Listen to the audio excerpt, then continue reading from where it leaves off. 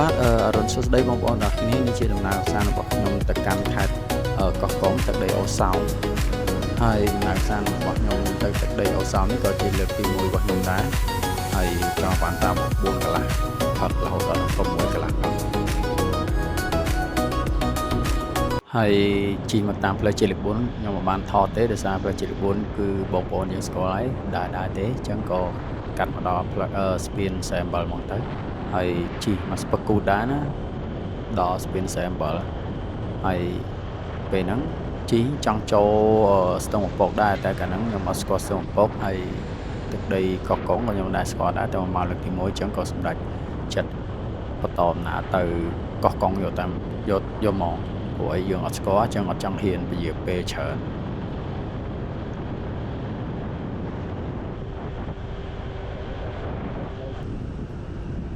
បន្ទាប់ពីយើងចេញពីស្ពានសែមបលមកក៏យើងបន្តដំណើរជិះតាមផ្លូវ48តាមផ្លូវកោះកុងហ្នឹងហើយនិយាយពីទេសភាពវិញតាមដងផ្លូវគឺស្អាតមែនតើតែនិយាយពីក្តៅក៏ក្តៅដែរក្តៅខ្លាំងណាស់ថ្ងៃខ្ញុំទៅគាត់ថាបើយើងជិះម៉ូតូទៅគ្រាន់វាបានខ្យល់ជួយខ្លះតែបើនិយាយពីអាកាសធាតុវិញម៉ោងតែ9កាលហ្នឹងដូចទៅដល់ម៉ោង9ជាងទួចក្តៅមែនតើតែក្តៅយ៉ាងណាក៏ដោយ view ធ្វើឲ្យយើងបាត់ក្តៅអស់ view ហើយពេលហ្នឹងក៏អត់មានបានចុះថតអី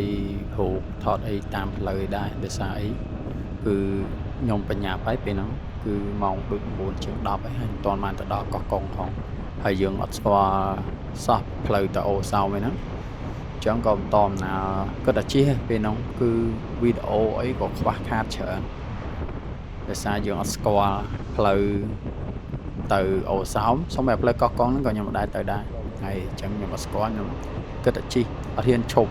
ព្រោះយើងអត់ដឹងថាតំបន់ឈប់បានមិនអីមិននេះដូចកន្លែងនេះខ្ញុំមកឈប់ថត view តែវាអត់មានកន្លែងអាចឈប់បានគឺចំណោតទៅហើយខ្ញុំក៏ហ៊ានឈប់ខ្លាចមានឡានម៉ូតូមកក្រោយបងគ្នាអញ្ចឹងក៏គិតតែជិះទៅហើយតាមផ្លូវគឺព្រៃច្រើនអត់សូវមានផ្ទះប្រជាពលរដ្ឋទេមានតិចបំផុតដល់អញ្ចឹងខ្ញុំអត់សូវស្គាល់ទៀតក៏គិតតែជិះធ្វើម៉េចចំណៅឲ្យទៅដល់កោះកុងឲ្យលឿនព្រោះខ្លាចខកម៉ោងយើងអត់ស្គាល់ហើយយើងត្រូវឈប់ច្រើនកន្លែងទៀតមើលបើយើងចេញពីកោះកុងយើងតតាមផ្លូវអូសោមតាមផ្លូវជាលេខ10ហ្នឹងគឺយើងមានគោលដៅគឺត្រូវឈប់ថតច្រើនកន្លែងដូចតាមស្ពាននៃគេទេដំណាក់ក្បូនអីនឹងទៀតអញ្ចឹងពេលហ្នឹងខ្ញុំដូចកន្លែងនេះអីខ្ញុំកន្លែងនេះខ្ញុំចាប់អារម្មណ៍ថានឹងចោតខ្លាំងឯងខ្ញុំរៀបអែបនេះខ្ញុំចាប់ដើមបត់អែបថាចុះថតអីស្រាប់ដល់ពេលជីបត់មកនេះបើកាមេរ៉ាចុះថតអីផ្លូវចោតចំទៅទៀតទៅហើយក៏តដំណើរទៅពេលហ្នឹងលេងចាប់ដើមលេងគិតរឿងចុះថតអីគាត់ថាធ្វើដំណើរធ្វើម៉េចញ៉ាំទៅដល់កោះកុងហើយពេលហ្នឹងអញ្ចឹងចាប់ដើមសុទ្ធហើយទេសភាពក៏លេងមើលដែរគឺបន្តដំណើរទៅរហូតស្ពឹកគូតហងអីហងចិត្តទៅហើយបើនិយាយពីកន្លែងនេះវិញ view កន្លែងនេះគឺសម្រាប់ខ្ញុំប្លែកភ្នែកមែនតើហើយក៏ខ្ញុំព្យាយាមធ្វើដំណើរទៅតទៀតគឺចាប់ដើមលេងឈប់ហើយពេលនឹងចាប់ដើមក្តៅខ្លាំងទៅខ្ញុំសំបីតាជិះតាមផ្លូវទៅខ្យល់ហើយក៏នៅតែបាត់បែកញើសដែរពេលហ្នឹងគឺញើសក្បាលគឺហូរចូលហើយបើកមួកផងហើយជិះទៅតម្រាំតាមមកដល់ស្ពានតតៃនេះស្ពានតតៃអត់ស្គាល់ទេដំបងជិះមកបានដល់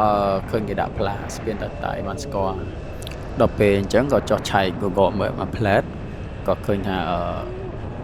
ស្ពានតតៃយើងជិតដល់ក្រុងខេមរភូមិន្ទអញ្ចឹងពេលហ្នឹងខ្ញុំចាប់ដើមសុទ្ធបន្ថែមឲ្យព្រោះពេលហ្នឹងយើងមកដល់តតៃដូចខ្ញុំមកដល់ម៉ោង10កន្លះអញ្ចឹងចាប់ដើមតដំណើរទៅទៀតសូម្បីតាមដល់លើស្ពានតតៃនេះដំបងគិតថាអត់ចង់ជប់ថតទេតែនឹកឃើញថាយើងដែរមកដល់ហើយបើអត់ថតគឺចម្លែកអញ្ចឹងក៏សុខចិត្តចំណាយពេលមកផ្លែតឈប់ថតមានថតឲ្យបានទេថតតែមករូប ឲ្យតាទុកជាអនុស្សាវរីយ៍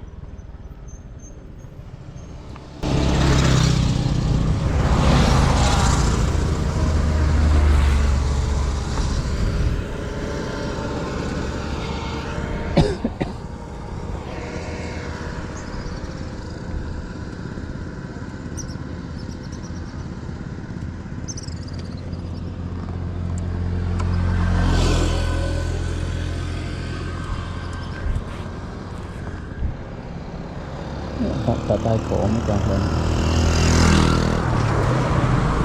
តែតែថាតែតែលើ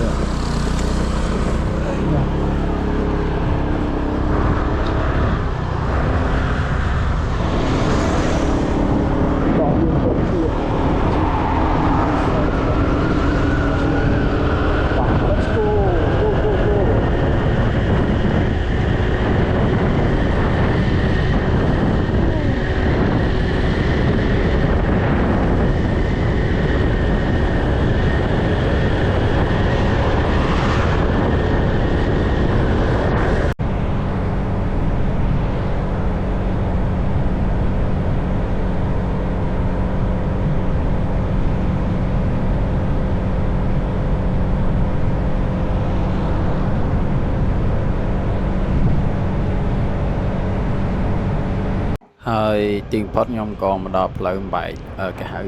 ស្តូបអនុស្សាវរីយ៍នយោបាយឈ្នះខេត្តកោះកុងពេលហ្នឹងអកសើរៀបឡើងទៅថតលេងឲ្យស្គាល់ហើយតែដូចនិយាយចឹងយើងបញ្ញាប់ផងហើយមួយទៀតយើងអត់ស្គាល់វាផ្លូវមកដល់ហើយទៅឃើញចឹងក៏តទៅទៀតទៅហើយនិយាយពី view ចុះពីកន្លែងនេះពីហ្នឹងទៅអូយតាមផ្លូវទៅក្រុងខេមរភូមិន្ទហ្នឹងគឺស្អាតមែនតើហ្មងវាលស្រឡះភ្នែកហ្មង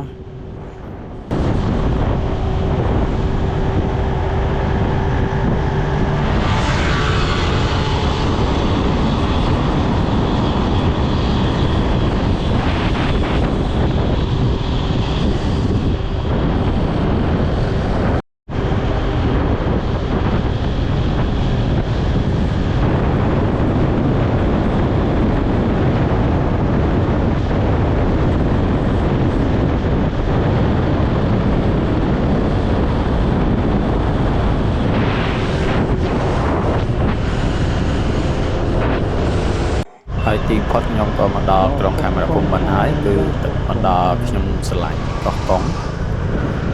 ពេលហ្នឹងមកដល់ខ្ទង់ម៉ោង2:10តិចតួច2:10 នាទីអញ្ចឹងក៏ឈប់ឡើងនេះថតមក view តែចរាចរណ៍មើលទៅដូចអត់អំណោយផលក៏បកជីកមកជុំមកមើលកន្លែងថតហើយសំតែអត់ស្គាល់ទេក៏ជឿថតក៏តមណាមកគោលស្ពានមកដែរដល់ស្ពានបានសម្រាប់ចិត្តចុះឈប់ថតទុកជាអនុស្សាវរីយ៍មកប៉ុស្តិ៍មានថតទៀតអីទៀតហើយក៏ចេញពីថតហើយក៏បន្តណាទៅហៅអីញ៉ាំពេលហ្នឹងខ្ញុំលៀនហើយចាប់ដើមចង់ហៅញ៉ាំដែរអត់យើងអត់ស្គាល់នំអត់ដឹងថាត្រូវញ៉ាំណាឲ្យវាមានម្ហូបឆ្ងាញ់ក៏ជិះតាមផ្លូវណាខ្ញុំមិនស្គាល់ថាផ្លូវនេះហៅផ្លូវណាក៏ជិះលេងតាមហ្នឹងឃើញតូបមានអីហ្នឹងថាហូបតែពីច្រើនមានកាយមានអីអត់មានអីញ៉ាំដល់នេះទៀតសួនគេនឹកឃើញថាប្រហែលជាអាចមានញ៉ាំតែថ្ងៃត្រង់គេអត់មានអ្វីផងចឹងក៏គិតថាចឹងមានតែញ៉ាំកាហ្វេបដោះ30សិនទៅពេលហ្នឹងក៏បត់តាមស្ដាំដៃនេះទៅហូបកាហ្វេហូបពីផ្លូវហូបអត់ឃើញមានថាអត់ឃើញទេយើងដឹងថាយើងញ៉ាំកាហ្វេឡើយណាពេលហ្នឹងបន្ទាប់ពីញ៉ាំកាហ្វេហើយប្រហែលជាម៉ោង1តិចតួចខ្ញុំក៏សម្រេចចិត្តចេញមកតាមផ្លូវជាលេខ10ហ្នឹងសំដៅទៅអូសោមពេលហ្នឹងចេញមកតាមផ្លូវដំបងគឺអត់ស្គាល់ភ័យបុកពោះតិចដល់ពេលជិះតាមផ្លូវមកឃើញមានបងប្អូនធ្វើចរាចរណ៍ច្រើនណាផ្លូវហ្នឹងខ្ញុំឃើញដំបងផ្លូវចាប់ដើមចូលមកដំបងហ្នឹង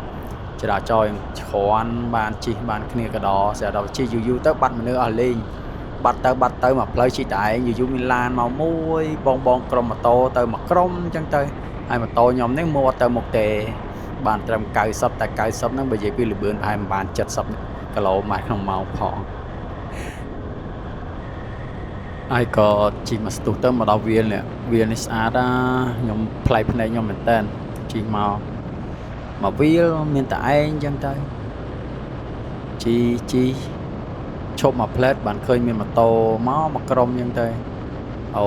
ជីតាមផ្លូវនេះនិយាយពីហើយក៏មកដល់ទឹកធ្លាក់នេះទឹកធ្លាក់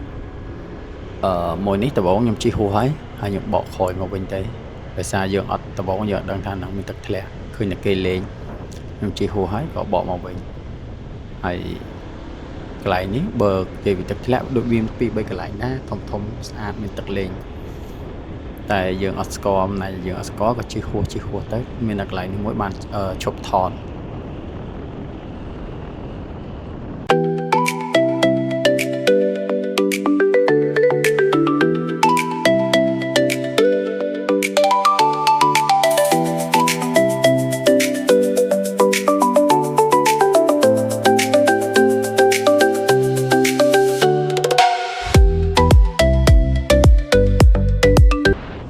ហើយទីបំផុតខ្ញុំមកដល់គោលដៅទី1របស់ខ្ញុំដែលថាមកដល់ស្ពានដំណាក់ក្បូនហ្នឹងគឺខ្ញុំចង់មកថតលេងនៅហ្នឹងថតរូបនៅហ្នឹងហើយទីបំផុតយើងមកដល់ហើយតែមកដល់ដូចម៉ោងប្រហែលនេះសូមទោសបងប្អូនអ្នកគ្នាខ្ញុំបានមើលម៉ោងច្បាស់លាស់តែដឹងថាពេលហ្នឹងដូចអាចនឹងម៉ោង2ជាង3អាចនឹង2ជាង3កាលហ្នឹងលបាក់ប្រហែលហ្នឹងតែទៅដល់ហ្នឹងខ្ញុំចុះថតលេងរហូតទេណារហូតនេះចុះតាមច្រកនេះហួសហើយក៏បកមកវិញចូលតាមច្រកនេះទៅក៏ថតបាន2-3វីដេអូដ្រូនឡើងទៅហើយសម្រាប់ខ្ញុំពេលដែលចុះមកដល់ដំបងឃើញទេសភាពដំបងហ្នឹងគឺវ៉ាវតែបន្ទាប់ពីវ៉ាវហើយគឺលែងវ៉ាវហើយរៀបបកម៉ូតូចេញមកវិញភ្លាមហ្មងនិយាយពីសម្រាមតែបើខ្ញុំលើកយកបញ្ហាសម្រាមមកនិយាយក្នុងវីដេអូនេះដូចវាអត់សមព្រោះយើងគួរយល់ជាជនយើងប្រជាពលរដ្ឋយើងម្នាក់គឺដើរលេងគឺវាតែងតែបែបហ្នឹងហើយជាប្រចាំកន្លែងណាកាន់តែស្អាតកន្លែងណាកាន់តែមានសម្រាប់ភ្ញៀវទេសចរច្រើនគឺសម្រាប់បែបហ្នឹងនេះពេលដែលខ្ញុំមុនឃើញកន្លែងហ្នឹងខ្ញុំដំបងថាវ៉ាវគាត់ជិះទៅទៀតអើយស្ងាត់ចិត្តស្ដោកមកពេលហ្នឹងខ្ញុំនៅឃើញអត់ចង់ថតទេព្រោះខ្លាចជាប់ទាំងដោយ view ជាប់អីចឹងទៅតែនឹកឃើញតែខ្ញុំមកដល់ហើយបើខ្ញុំអត់ថតទីក៏វាមិនកើតអញ្ចឹងក៏សម្រាប់ចិត្តថាអត់ថតវីដេអូនេះទេគឺឡើងដ្រូនយកមកដំបងខ្ញុំថាឈរថតវីដេអូលេងនេះនឹងច្រើនតែក៏សម្រាប់ចិត្តឡើងដ្រូនវិញទៅចូលទៅ view ទឹកមិននឹងស្ពានមកផ្លែត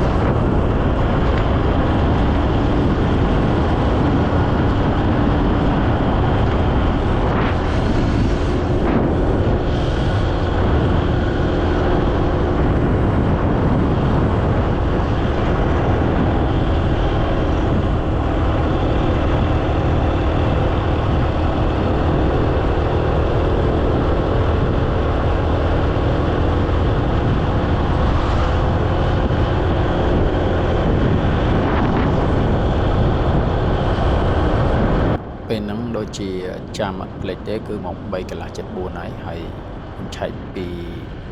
Google Map ទៅពីនឹងទៅអូសោមកន្លែងសំស្តេគឺដូចជា1ម៉ោងជាងតិចតួចទៀតកាលណាដូចចាំបានហើយពេលនឹងចាំដល់20ហើយពួកអីយើងទៅមកទៅដល់នោះអាចនឹងម៉ោង5ជាងពួកយើងស្គាល់ផ្លូវចឹងវាអាចនឹងលងឹតពេលនឹងចាប់ដល់20បុកពោះជីក៏ជីបើនិយាយពីនេះទៅគឺខ្ញុំចាប់ដើមលេងសើចថតហើយខ្ញុំចាំថតតែកន្លែងស្ពានខ្ពស់ជាងគេទៀតទេចឹងពេលហ្នឹងគឺបន្តដំណើរទៅទៀតរហូតឈប់ថតគឺតិចបំផុតពេលហ្នឹងចាប់ដើមលេងហ៊ានឈប់ថតទៀតហើយព្រោះដោយសារឈប់ថតច្រើនហ្នឹងហើយបានធ្វើឲ្យមកពេលវេលាខ្ញុំនឹងកាន់តែខោចទៅក៏ប៉ុន្តែបើខ្ញុំស្គាល់ផ្លូវដឹងច្បាស់ផ្លូវក៏ខ្ញុំអត់សូវខ្លាចថ្នាក់ហ្នឹងដែរតែដល់ពេលយើងអត់ស្គាល់ផ្លូវយើងទៅហើយនិយាយថាឈប់ថតនេះកន្លែងនេះឈប់ថតបន្តិចទៅនឹកឃើញថាមកដល់កន្លែងហ្នឹងវាឃើញរឿងស្អាតអញ្ចឹងក៏លួចឆ្មក់បន្តិចទៀតទៅបន្តពីថតហើយក៏ចេញដំណើរទៅទៀត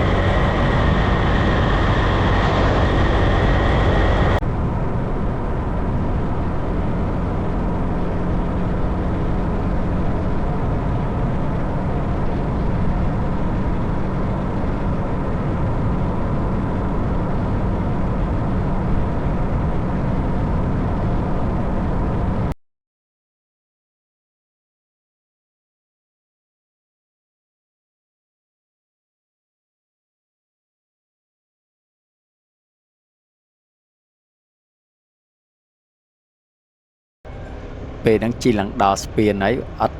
បានស្គាល់អត់បានដឹងថានឹងស្ពានខ្ពស់ជាងគេពេលហ្នឹងខ្ញុំសើចខ្លួនឯងក៏មានវីដេអូមិនបានវាចុះថតទេក៏ឡើងដ្រូនមកប្លែតអាឡុំភ្លៀងមកក៏ធ្លាក់ដ្រូនវិញក៏ជិះដំណើរទៅទៀតទៅហើយទីបំផុតក៏យើងក៏មកដល់សោមស្តេបានជោគជ័យមកដល់ដូច5ល្ងាចហើយ5ជាងតិចតួចហើយពេលហ្នឹងក៏រៀបចំសួរនៅព័ត៌មានគាត់ទៅក៏គាត់ឲ្យមកយើងមកបោះតង់នៅខាងក្រោយអញ្ចឹងក៏រៀបចំតង់រៀបចំអីមកប្រាវទៅក៏ល្ងាចល្មមយប់ហើយវីដេអូនេះគឺមានតែប៉ុណ្្នឹងដោយសារអីពេលហ្នឹងយើងមកដល់គឺល្ងាចដែររៀបចំអវ៉ាន់ហ្នឹងគឺយប់ល្មមអញ្ចឹងថតបានតិចតួចហើយក៏អស់កម្លាំងផងរៀបចំធ្វើម្ហូបផងដាំបាយជៀនមាន់ជៀនអីចឹងទៅក៏រៀបចំមុជទឹកមុជអីញ៉ាំបាយហើយក៏សម្រាប់ទៅព្រោះអត់បាននៅយូរទេអស់កម្លាំងពេកគឺមានតែប៉ុណ្ណឹងអញ្ចឹងមានតែបងប្អូនចាំមើលទេសភាពព្រលឹមឡើងគឺស្រស់ស្អាតមែនតើខ្ញុំឡើងដ្រូនតែដ្រូនពេលហ្នឹងគឺអត់អាចចង្រៃអីវាដើមថ្មខ្ញុំសាកដែរតែសាកអត់ចូលពេលហ្នឹងខ្ញុំអត់ដឹងសតតិចពេកឡើងដ្រូនបានមួយផ្លែតចឹងមានតែបងប្អូនចាំមើលទេសភាពព្រលឹមឡើងទាំងអស់គ្នាអរគុណច្រើនបងប្អូនទាំងអស់គ្នា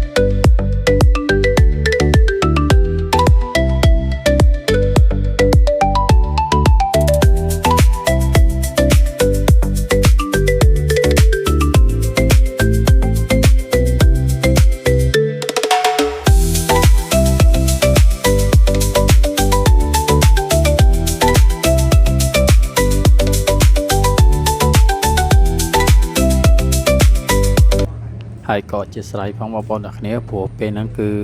ទឹកដីអូសោបគឺខ្ញុំទៅលើកទី1ហើយខ្ញុំអត់សូវស្គាល់តំបន់ហ្នឹងទេអញ្ចឹងវីដេអូក៏វាមានតិចតាមហ្នឹងដែរពេលហ្នឹងខ្ញុំថតបានតិចថតខ្លីៗតិចហើយពេលវេលាក៏ខោចទៀតពេលហ្នឹងគឺខ្ញុំចាប់បានមានរវល់នៅផ្ទះវិញហើយក៏ត្រូវបកមកផ្ទះវិញទាំងព្រឹកអញ្ចឹងទៅក៏ថតវីដេអូបានខ្លីបានតិចព្រលឹមឡើងអញ្ចឹងវីដេអូនេះមានតែប៉ុណ្្នឹងទេបងប្អូនទាំងគ្នាខ្ញុំសូមអរគុណបងប្អូនទាំងគ្នាដែលបានទស្សនាវីដេអូរបស់ខ្ញុំហើយសូមជួយ like subscribe និង comment ផងបងប្អូនទាំងគ្នាព្រោះអីខ្ញុំជាដៃថ្មីទេវីដេអូតែមករៀបចំចេះធ្វើថ្មីចឹងសូមបងប្អូនជួយគាំទ្រផងដើម្បីឲ្យយើងមានខ្ញុំមានទឹកចិត្តបន្តដំណើរទៅទៀតតែទោះយ៉ាងម៉េចក៏ត្រូវតដំណើរទៅទៀតដែរព្រោះនេះជាការស្រឡាញ់ការចូលចិត្តហើយបាយបាយបងប្អូនទាំងគ្នា